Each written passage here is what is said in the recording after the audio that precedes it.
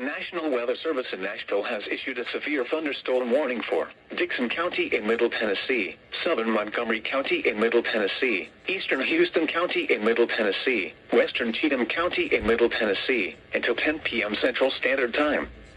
At 9:13 p.m. Central Standard Time, a severe thunderstorm was located 7 miles north of McCune, or 7 miles southeast of Erin, moving northeast at 60 miles per hour. Hazard, 60 miles per hour wind gusts and quarter-size hail.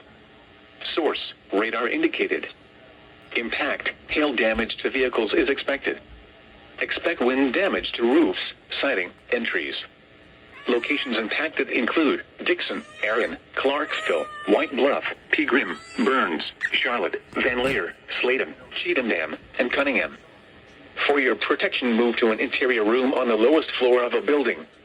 A tornado watch remains in effect until 1 a.m. Central Standard Time for Middle Tennessee.